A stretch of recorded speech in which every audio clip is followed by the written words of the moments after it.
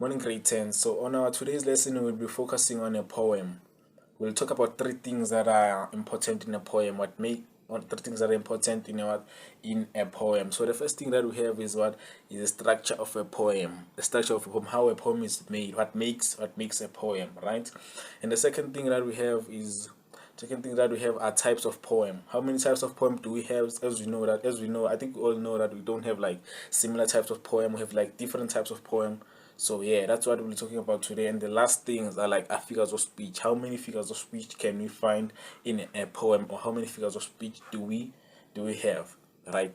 What is the structure of a poem? The structure of a poem is how a poem is organized into a meter, a rhythm, stanzas, and what else, and a verse in a poem, right? Those are all the things that we're focusing on. Those are the things that we focus on when we talk about a structure of a poem.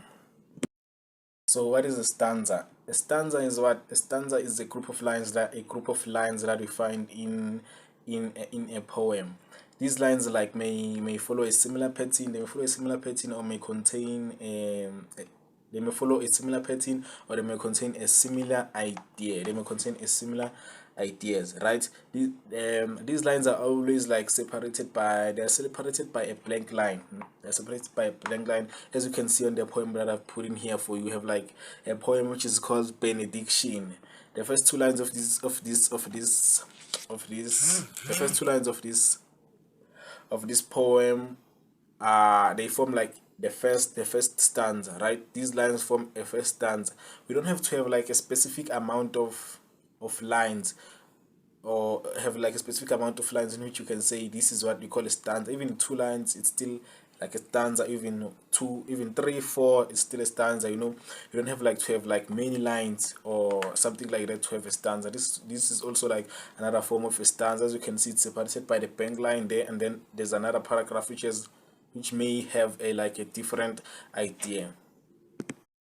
So on our second part of like of the things that form a structure of a poem, we have a meter. What is a meter? When we're talking about a meter, we're talking about a rhythm or beats in a poem.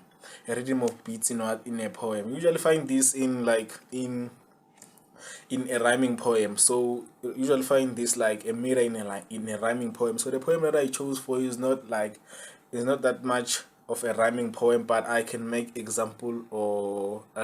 like one example of what we are talking about whenever we are talking about whenever we're talking about a meter. So let's start by looking at our poem. So our title for the poem is like Benediction.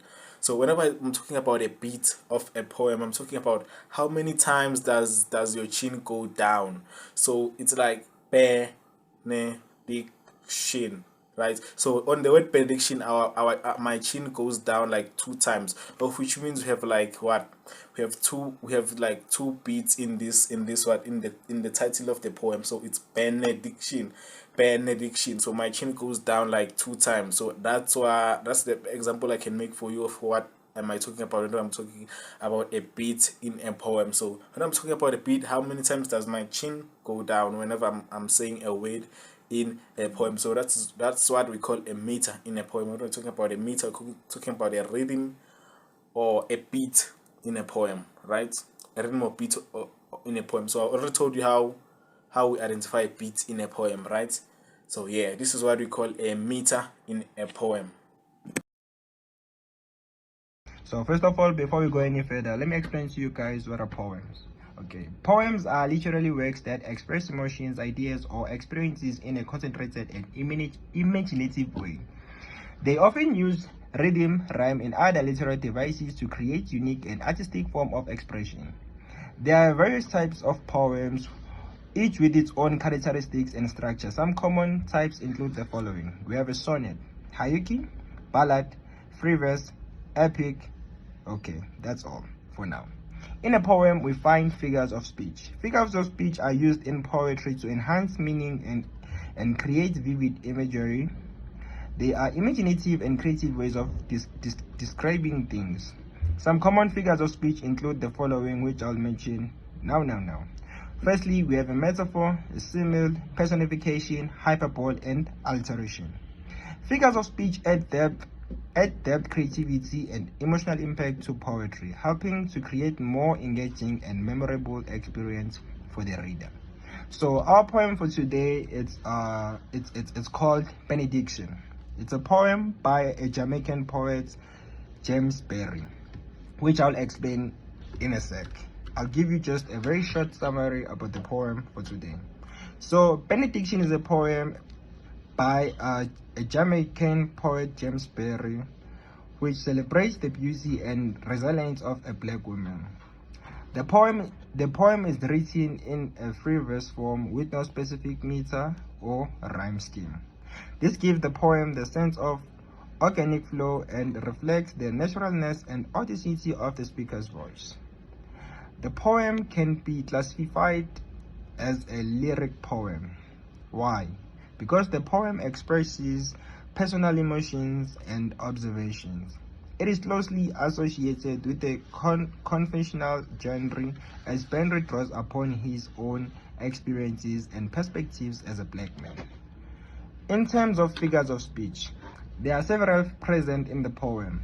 One example is the use of a simile in the line, "One moon, many a woman," which compares the beauty and uniqueness of each woman to the countless moons that exist. This simile emphasizes the individuality